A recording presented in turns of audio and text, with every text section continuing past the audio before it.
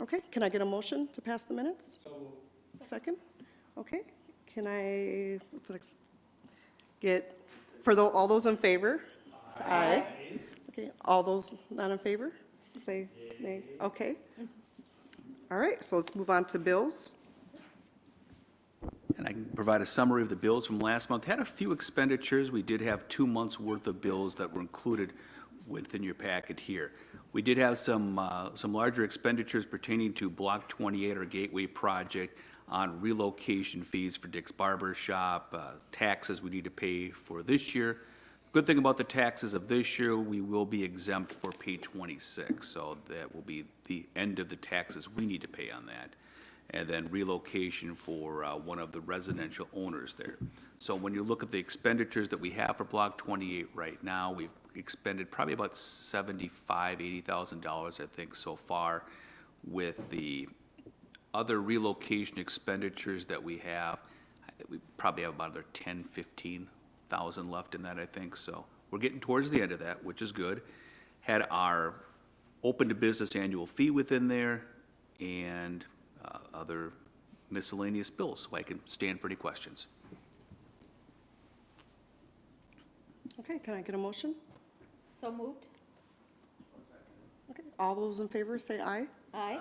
All those not in favor say nay. Okay, motion carries. So next, business? Yeah, so we have a facade improvement program grant application that we received for 208 Sibley Street from Lynn Hessian, who owns and operates River City Popcorn and Candy Company.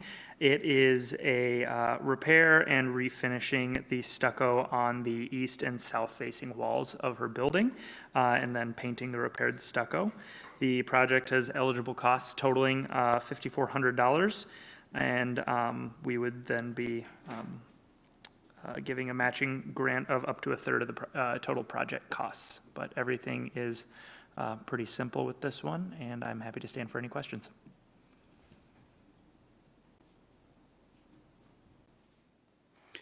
I make a motion that we accept that. All those in favor say aye. Aye. Those opposed, nay. Okay, motion carries.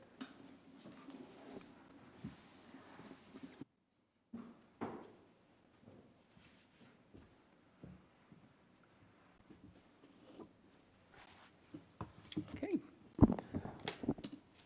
Well, HEDRA Commissioners have a beginning of a discussion tonight pertaining to Block 28, excuse me, to our Industrial Park shovel-ready site. Going to put a map up here, show a little bit of background information on the property. Give me 1 second. There we go. So we're looking at the Hastings Industrial Park. Highway 316, 61 being in this location, the majority of the industrial park being here, developed from 1970 on, owned by the city and HEDRA and being offered for development. As you can see, most of it is filled in right now, but we do have this piece up here, which is around 50 acres that we've been holding and marketing for a larger developer of an industrial jobs nature for at least 20 or 30 years. The question that I have before you tonight is whether we should be taking a look at potential other options. The purpose of this discussion and bringing it up tonight is not to conclude anything by any means, but more, is it something that staff should be looking into? Or is it something that we should be holding pat on and seeing if we can find development for the property? I'll give you a little bit of history of what we've done in the past on this. We had a Land for a Dollar program, as you may recall, throughout the industrial park from about the 1990s to about 2022. That program generated a lot of construction on smaller lots within the park, but no interest generated on the larger property here. We did have a real estate contract with CBRE from 2014 to 2015. They were marketing this property along with some other city and HEDRA properties within the city as well. Had a couple of nibbles on this one, but really nothing substantive. So we decided at that point that we would forego the contract with CBRE and try to make this property more developable. And at that time, we had the property go through what was termed shovel-ready certification. Shovel-ready means the utilities are present on the property, the sewer, the water, and the grading is complete within it, that one could come in there and with little groundwork be able to construct a building within the site. We thought that that would add certain advantages in the marketplace and went forward with that one. So we've been marketing this as a shovel-ready site, primarily through Excel Energy and other agencies since about 2018. So it's coming up to about 7 years now. We went further a couple years ago in 2022 to 2024 with the Rocos of Volk real estate contract with Raisa Matala. Many of you were here when Raisa was here, shared some information pertaining to the market.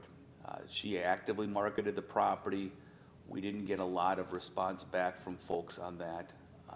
The issue that seemed to come up with is there were industrial sites that were better suited from a locational standpoint near a 4-lane undivided highway. That the situation of this property here being a distance from a 4-lane highway and having to go through the traffic in town made it a disadvantage on the site. Throughout time on this one, we have always held that we want to be able to have a property if something came forward in the future. If we had some big concept, some big industrial user, job generator, that we would have a place for them. And so we've been holding for that purpose there. And as far as carrying costs on the property, we don't really have anything but opportunity costs that we may be missing out on at this point. We do have an agricultural lease on the property that generates some income, and it's tax exempt. So we're not paying anything really to maintain the property. It's more an opportunity cost at this point. So I wanted to have a discussion with the board tonight about the possibility of that.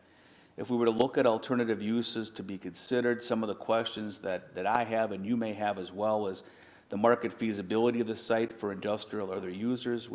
What really does the market want to see for the site as opposed to what we would desire to see for the site? What's the demand for industrial development within Hastings?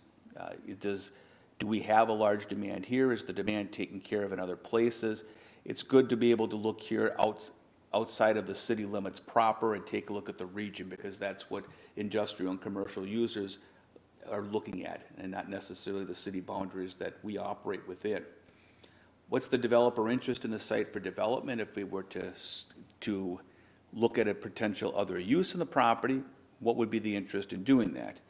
And then we want to make sure that the use preferences from a market standpoint meet the desire by the city council, by HEDRA, and the public. So those are the type of questions that I would be looking at doing if HEDRA was amenable to having the door open to look at potential alternatives for the site. Again, by looking at potential alternatives, it doesn't mean that we are going to change something. It means that we are going to take a look at what else might be out there. We may conclude that this is the right fit and we just need to be patient, or we may conclude something else. So that's what I had to start off the conversation tonight. No formal action by the board, just more looking to see if staff would be out too ahead of their skis if we started looking at other alternative uses and did other investigations within the property. So I can stand for any questions. Thanks.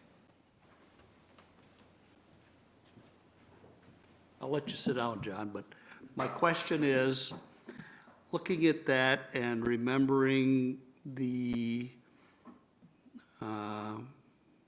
deal we had from the company in Ohio that the county had laid out and said, these are the kind of, what we're missing in residences moving forward, and thinking about that and looking at, the numbers not really gaining in that report. It just says, you need to have this many more.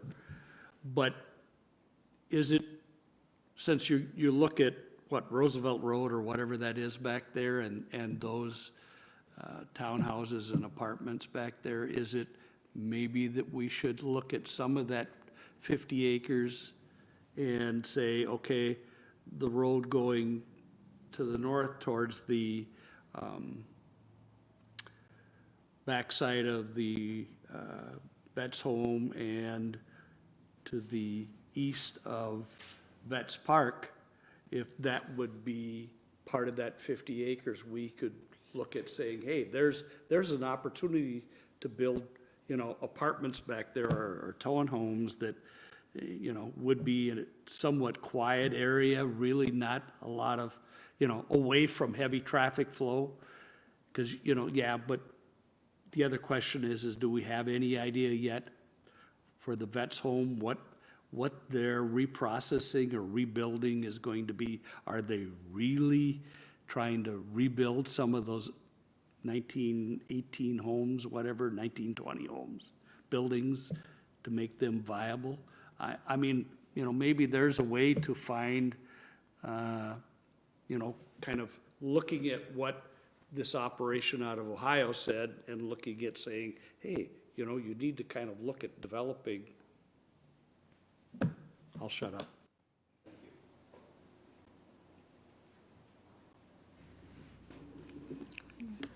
I had the same exact thought. I'm looking at the parcel that's the biggest parcel there and the adjacent to that on the left-hand side.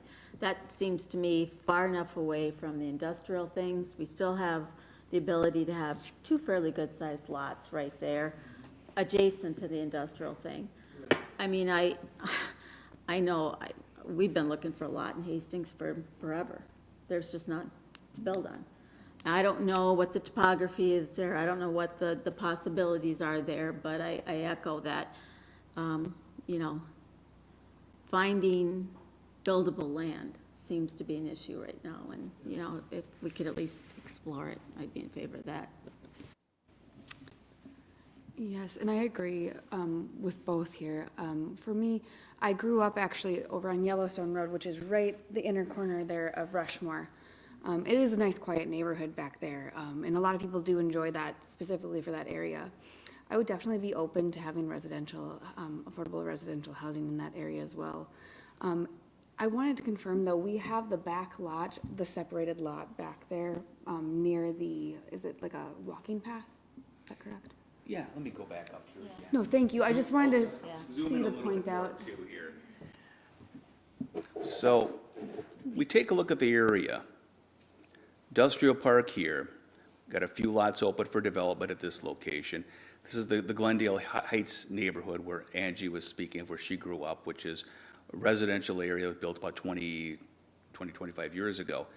You've got, this is all ag land that is being farmed and part of the shovel-ready site at this location. This is an emergency access trail going from the water tower to the apartment building and the residential development here. When we approved this development back about 2003, I think it was, it only had a singular access in, so we wanted to have another alternative access out for emergency purposes. But it's a nice trail too, which Yeah. people use it I was just gonna for. say, a lot of people, I It used to is. walk that trail all the time, but it's a beautiful trail back there. But one of my questions I would pose too is, if we wanted to keep Industrial Boulevard as an option, keep that Industrial Boulevard, that lower plank open for industrial, and then use that back half for residential, it would even be a more secluded and quiet area for housing.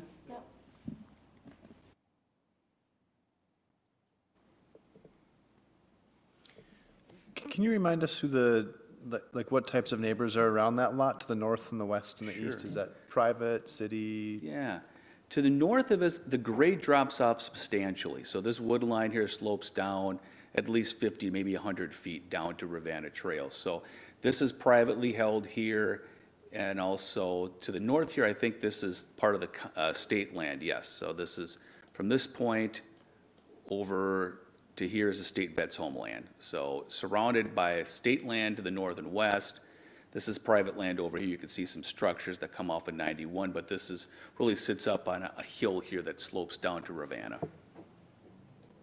The structure on 91 there too, It's a really quiet area in that back area too. The only thing that they have is some trails that they ride their bikes on at most. So John, when we're looking at the big employer that we're hoping for, and we get all the feedback that trucking and it's just not real good for transportation, is there a possibility of a different location for an industrial park that we would be thinking of in the future for something like that? Yeah, over the years, we've had in our comprehensive plan, County Road 46, Jacob area identified for that in the past. When we took a look at the Highway 55 and Jacob study, and we'll get into this a little later in the meeting, we contemplated having some business employment within some of the areas north of 55 and Jacob Avenue in that location. So we've got a couple of possibilities there. Yeah, I like that. You know, part of when we were looking at marketing the parcel, a lot of what I heard was businesses that were transporting things in and out, an Amazon warehouse, so this, so that.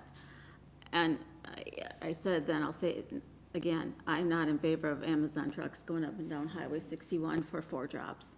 You know, same with going out 46. We just, I mean, the way we're built from the 1800s, it's just not a feasible thing.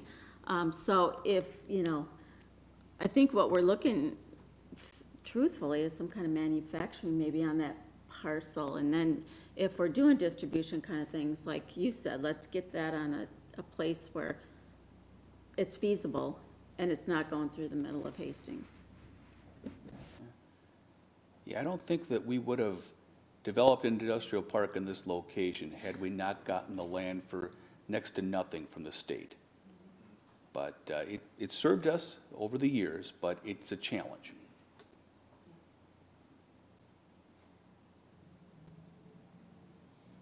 One more question. So with, how many acres is that that's north of the trail? Yeah, there's about 50 acres from this point south.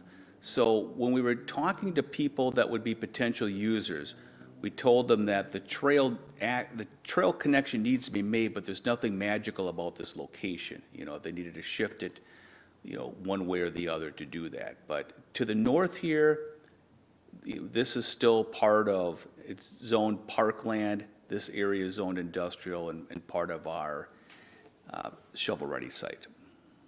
Yeah, so the lower level, most of those sites that we have in the industrial park are what, 1 acre to 2.5 at the most?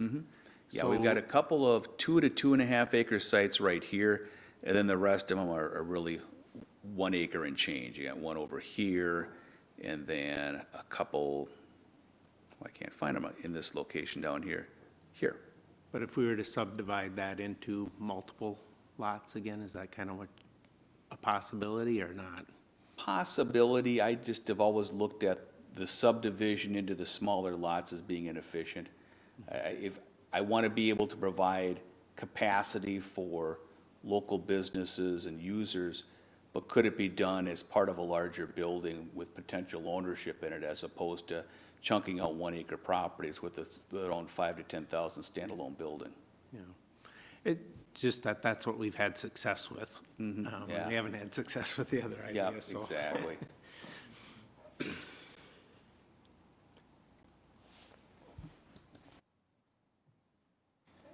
Okay. Well, what I'm hearing tonight is that we would not be getting ahead of ourselves if we took a look at options on this property. And again, looking at things, not concluding anything at this point. So we'll do some more investigation on this. There'll be further discussion on anything that may change, but I appreciate the time and the conversation. Thank you.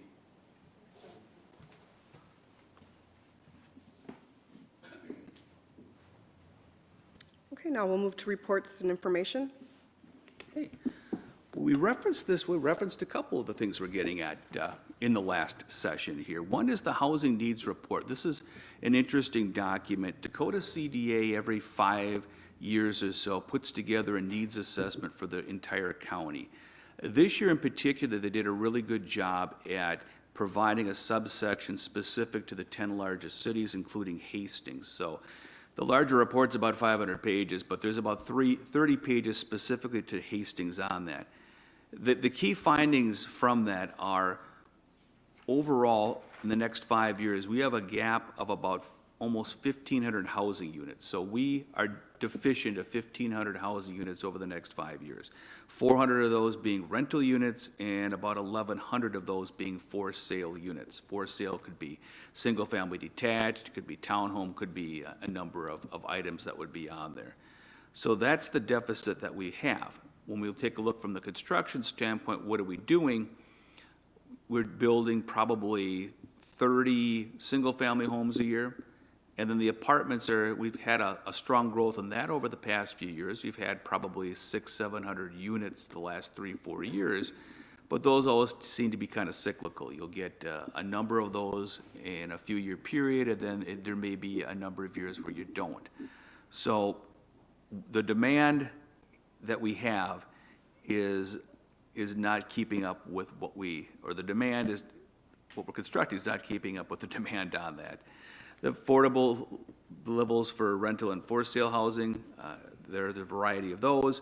It's interesting when you see that the gaps in there, the greatest rental housing gap is really within 60 to 80% of median income, and for sale between 80 and 115. So it's not necessarily things that are extremely low as far as the housing needs for people with lower incomes. It's really more towards a moderate end of things. So this is something that we'll be sharing. We have shared with developers, with people that are interested in potentially developing within the city to make make a claim that there is a market for more housing within the city. And as we take a look at our plans, this will be something that we'll have to keep in mind as we look at potential development sites. So I could stand for any questions on that.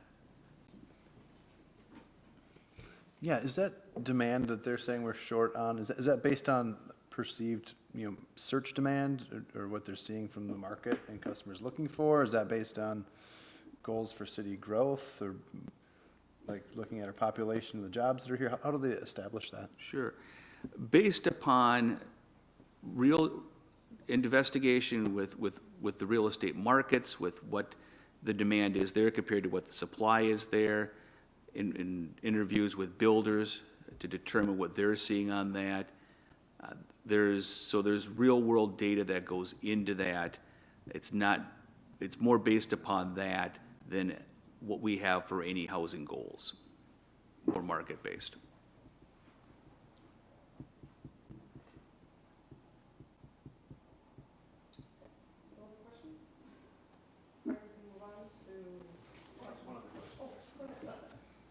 Based on the type of housing they're looking at, how many units do you think you could fit in an acre if we were to consider redeploying assets that we currently have? Well, you had a 50-story tower, we'd be good. 50-story tower, you said. No, it's, most of this, if you looked at a mid-density type of thing, you can get, 5 to 8 units per acre on a townhome type development. At 50 acres within there, you could get other things, 200, 300, 400 units, baby. Mm-hmm. Okay, we can move on to section B. Yeah, just provide a little final update to the Highway 55 and Jacob growth plan. So in March, City Council did adopt the final report for Highway 55 and Jacob Avenue growth area plan, which was graciously paid for by HEDRA. So thank you all for funding this project. It provided a vision for roughly 400 acres of land to the west of the current city limits. And again, to reiterate, the city is not using this plan to actively seek annexation or development, but is to be used as a reference document if and when private landowners decide to pursue developing their properties. This project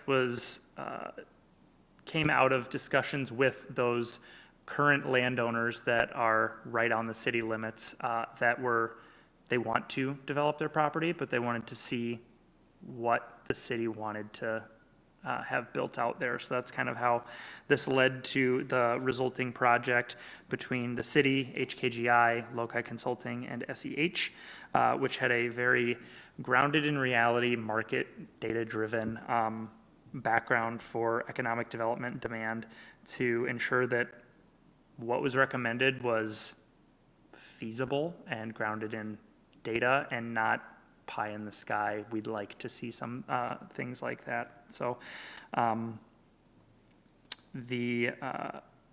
in-depth analysis of the existing and future infrastructure systems were also performed to see what could be built right now if a developer were to come to the city saying, hey, I have a plan.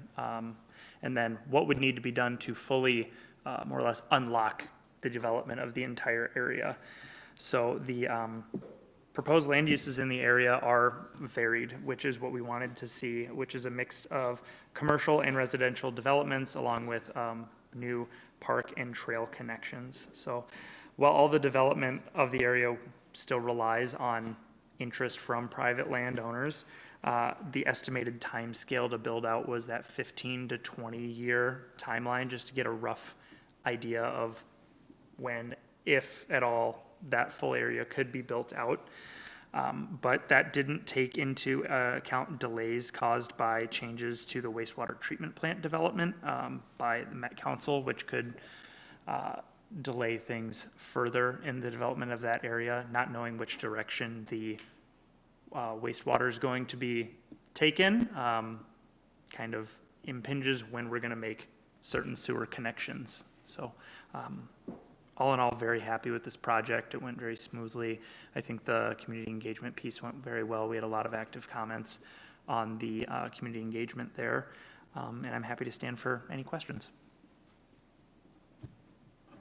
Are you referring to that community engagement? It's like an app you created or a platform? Yeah, That's been pretty successful? It was, yeah. So during the public comment period, there was a web app and that the community could comment on and put icons directly on areas that they liked, had reservations for, had issue with, and so they could put direct comments on those points, and then also the engagement from the social media posts as well. Great, that was very innovative, so. Yeah, no, it was a good thing that HKGI put together. So what's next? We've got a plan. Is there any timeline on this, or we just kind of? Well, again, we're not using this plan to actively develop anything. Okay. It's in conjunction with if we have private landowners that come to us that say they want to develop. Okay. We can reference this, we can give this document to them to say this is what was identified as a preferred development if you're choosing to develop. The other thing is we are more or less restricted to around 300 residential unit equivalents of wastewater capacity on that entire western chunk until additional trunk sewer line can be built and installed. And that is something that is being further, should that happen, it's hinges on figuring out where and when the new wastewater treatment plant is going to be built and what direction we have to pump the wastewater, either east or west.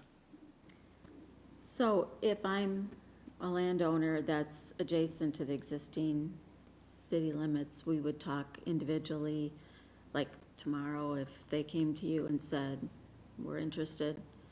Mm-hmm. City, are you interested? We're pretty much ready to go based on this plan, or we know what we're looking for? It gives developers a more sense of assurity of if they come to us with a plan that is in line with what the small area plan is, there's,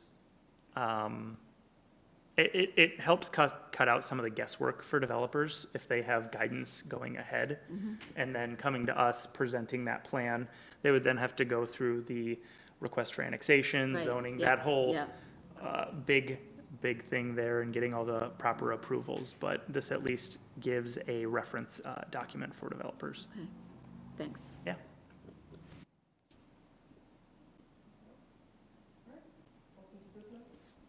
Open to business. The report for the first quarter is within your packets here. For 2025 so far, they've seen 67 clients within Dakota County, with 4 of them having ties to Hastings. They still continue to have loan programs and gap financing programs, continue to hold workshops, and provide good value to the city here. When you take a look at the numbers that they saw in the first quarter, we'll do some more pushing of individuals to utilize those services a little bit more. I thought those were down a little bit, but it's great that they're there and that we can utilize them. So I could stand for any questions on that. Development updates. Rio Grande Express, which is a property sale in the industrial park that we approved last year. We closed on that a couple of weeks ago. They picked up the building permit. As of a week ago, I didn't see any construction, but they should be starting shortly out there for their trucking garage over off of 31st Street. So that's good news to see that one moving forward.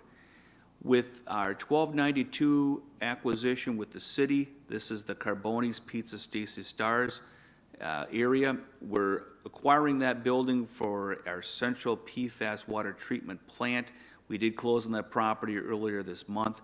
The 2 tenants within the building, Carboni's and Stacy Stars, have been given until June 30th to vacate the premises. We made notice of that probably November, December of last year, and have been working with them.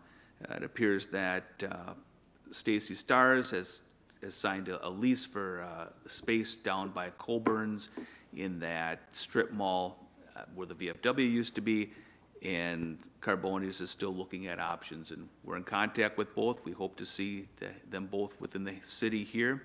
With the construction site itself, or the building site, once June 30th comes, we'll be looking at the construction of that project later on this summer. I just got the plans in this today from Public Works for the site plan review, so we'll be carrying that forward through the process here shortly. So there'll be some changes down there on North Frontage Road.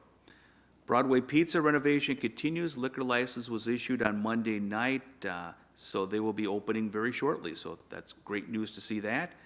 Canada's permits, we approved 2 of them. I shouldn't say we approved a process for 2 of them come on Monday night. It goes to the state for licensing, then comes back to us for registration.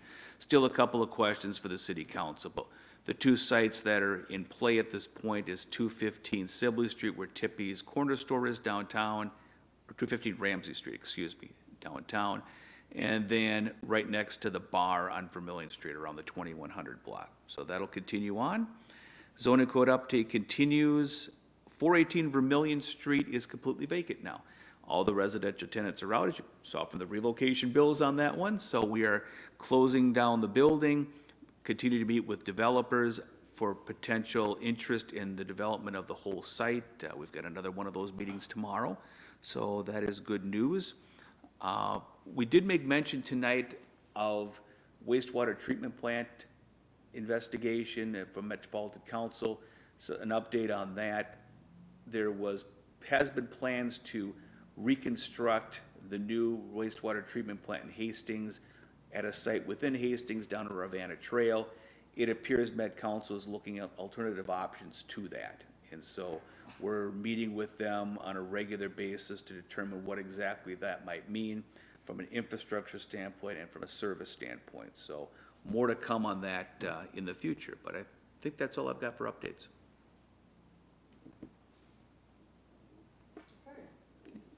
And then at this point, Madam Chair, we've got a closed-door session of the meeting. So what I'd ask is if you were to take a motion to close the regular meeting, and then we'll adjourn here in the council chambers. We'll meet over in the volunteer room. We'll open up the closed-door session meeting, and then after that's done, we will reset, we'll open and close the regular meeting. So there'll be no other discussion, regular meeting discussion, after we close this tonight. What I would ask is that, find the information here. that when you, if you've got the agenda in front of you, Madam Chair, if you can read that closed-door session portion that's listed in there so we can be in the legal right as we do that. So Okay, so do that before we close this. we'll close the regulars, we'll have a motion second to close the regular meeting and then read that portion. Can I get a motion to close the regular meeting? I'd like to make a motion. I'd like to make a motion for the closed session pursuant to Minnesota State Statute, Section 13D.05, subsection 3C, to discuss the potential sale of property at the southwest corner of the Pleasant Drive and South Frontage Road. Second. Second? All right, all those in favor, say aye. Aye. Those that are opposed, nay. Okay. Okay, thank you. Well, we will move on over to